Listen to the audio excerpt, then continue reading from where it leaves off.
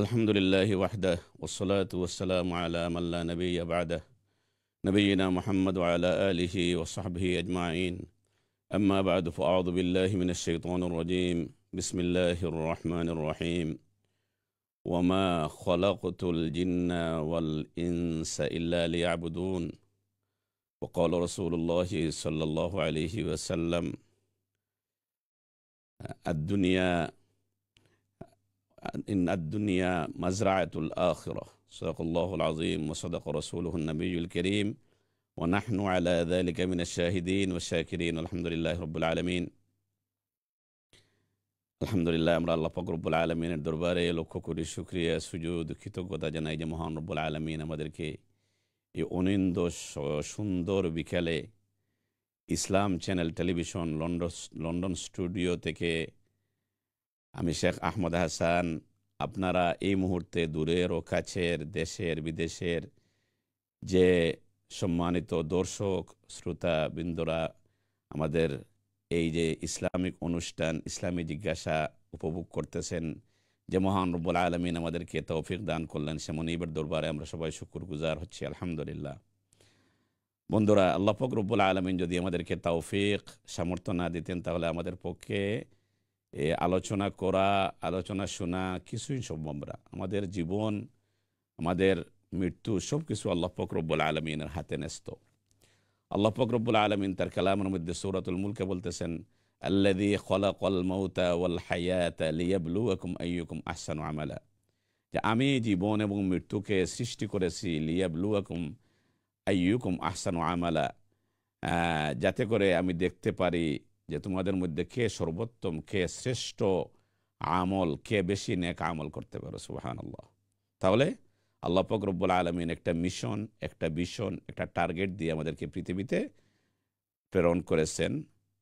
আরেকটি আয়াতের মধ্যে আমরা দেখতে পাই আল্লাহ পাক রব্বুল আলামিন বলতেছেন, আফা হাসিবতুম আন্নামা খলাকনাকুম আবাসা ওয়া আন্নাকুম ইলাইনা লা তুরজাউন, তোমরা কি মনে করো তোমাদেরকে অহেতুক সৃষ্টি করা হয়েছে, অনর্থক সৃষ্টি করেছি আমি, এবং তারপরে তোমরা একসময় আমার দিকে ফিরে আসবে।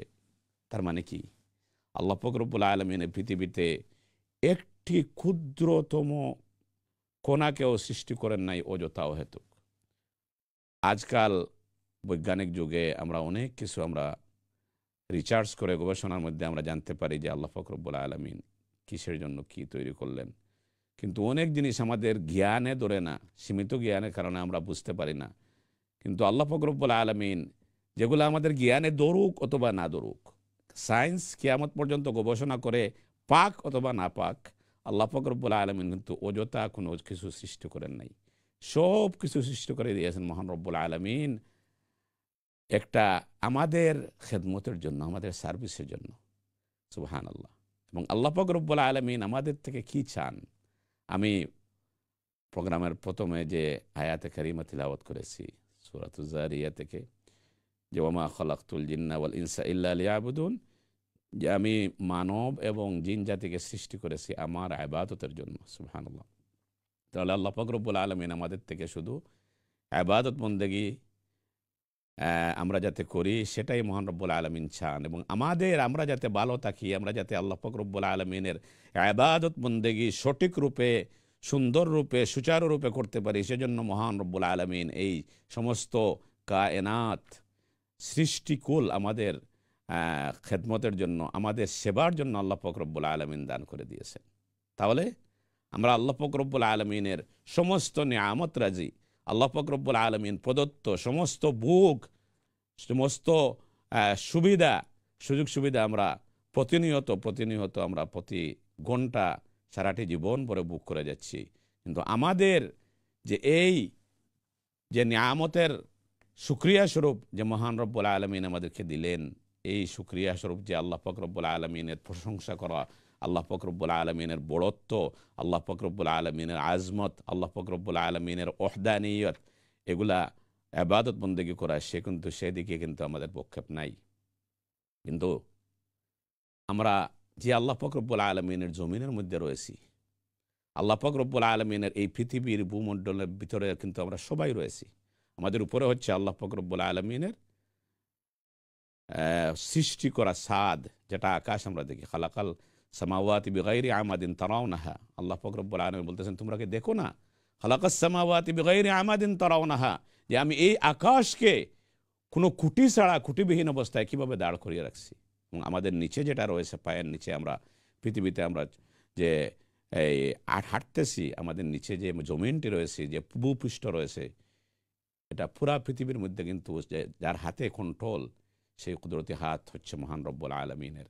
কিন্তু উনার সমস্ত কিছু আমরা বুক করতেছি, কিন্তু উনার যে বিনিময়ে উনার যে চাহিদা, এটা কিন্তু আমরা পূরণ করতেছি না। এটা সত্যি দুর্ভাগ্যের বিষয়। এজন্য আমাদের আজকের আলোচ্য বিষয় হচ্ছে ইসলাম জিজ্ঞাসার, যে মানুষ হিসাবে আল্লাহ পাক রব্বুল আলমিন আমাদেরকে সৃষ্টি করে আমাদের থেকে আল্লাহ পাক রব্বুল আলমিন কী চান, এবং কীভাবে আল্লাহ পাক রব্বুল আলমিনের ইবাদত বন্দেগী, আল্লাহ পাক রব্বুল আলমিনের সঠিক পন্থায় জনাব রসুল করিম সাল্লাল্লাহু আলাইহি ওয়াসাল্লামের নির্দেশিত পথে আমাদের জীবন, আমাদের সমাজ, আমাদের পরিবার, আমাদের ব্যবসায়িক জীবন, ঘরে বাহিরে সর্বত্র আমরা আমল করে আমরা যাতে জান্নাতুল ফেরদাউসের দিকে আমরা যেতে পারি, সেই বিষয়ে আমরা আলোকপাত করা। কারণ আমরা খেয়ে জানি না যে আমরা ইবাদত বন্দেগী না করলে, আল্লাহ পাক রব্বুল আলামিনের নাফরমানি করলে আমরা শাস্তি পেতে পারি। কিন্তু তারপরও আল্লাহ পাক রব্বুল আলামিন বলতেছেন ওয়াযাক্কির ফাইন্না যিকরা তানফাউল মুমিনিন, যে আমরা যখন বিভিন্ন সময়গুলো নিয়ে আলোচনা করি, ওলামা হযরাতরা বিভিন্নভাবে আলোচনা করেন, ওয়াজের ময়দানে, টেলিভিশনের পর্দায়, বিভিন্নভাবে, কেউ মাদ্রাসায় পড়ানোর মাধ্যমে বিভিন্নভাবে ইসলামকে, এই কোরআনকে, এই আল্লাহ পাক রব্বুল আলমিনের বাণী, জনাব রসুল করিম সাল্লাল্লাহু আলাইহি ওয়াসাল্লামের কর্মপন্থা সুন্নতকে যেভাবে তারা স্প্রেড করে দিচ্ছেন, যেভাবে প্রসারিত করে দিচ্ছেন, এগুলার মূলে কি, এগুলা করলে কি হয়? ওয়াযাক্কির ফাইন্না যিকরা তানফাউল মুমিনিন, আল্লাহ পাক রব্বুল আলামিন বলতেছেন যে তোমরা স্মরণ করে দাও, এগুলা বারবার আলোচনা করো। যদি আলোচনা করো তাহলে কি হবে? যারা ইমানদার মুমিন যারা, তাদের উপকার হবে। সুবহানাল্লাহ। এজন্য আমরা দেখতে পাই এক একটি হাদিস, এক একটি আলোচনা, এক একজন বক্তার, এক একজন শেখের, এক একজন আলেমের মুখে শুনতে এক একভাবে মনে হয়। অনেক সময় আমরা এমনও হয় যে আমাদের কোনো আলেমেরটা এত সুন্দরভাবে বুঝে যাই, কোনো আলেমেরটা এত ভালোভাবে বুঝতে পারি না। কিন্তু যত বেশি আলোচনা করা হয়, তত বেশি আমাদের হৃদয়ের মধ্যে এটা বোধগম্য, এটা আমল করার জন্য স্পৃহা জাগে, এবং যে উপস্থাপনা, বাচনভঙ্গি, এগুলোর কারণে কিন্তু আমাদের ঈমান বৃদ্ধি পেয়ে যায়। বিশেষ করে যখন কোরআনের আলোচনা করা হয়, আল্লাহ পাক রব্বুল আলামিন বলতেছেন ইন্নামাল মুমিনুনা আল্লাযীনা ইযা যুকিরাল্লাহু ওয়াজিলাত কুলুবুহুম, যে নিশ্চয়ই যখন আল্লাহ পাক রব্বুল আলামিনের জিকির করা হয়, আল্লাহ পাক রব্বুল আলামিনের সর্বোচ্চ জিকির হচ্ছে, সর্বোত্তম জিকির হচ্ছে কোরআনুল কারীম। কোরআনুল কারীমের তিলাওয়াত, কোরআনুল কারীমের আলোচনা, এগুলা ওয়াজিলাত কুলুবুহুম ওয়া ইযা তুলিয়াত আলাইহিম আয়াতুহু যাদাতহুম ঈমানা, এবং তাদের সামনে যখন কোরআনুল কারীমের তিলাওয়াত করা হয় তখন তাদের ঈমান বৃদ্ধি পায়। সুবহানাল্লাহ। এটা আমার কথা না, আল্লাহ পাক রব্বুল আলামিন বলতেছেন।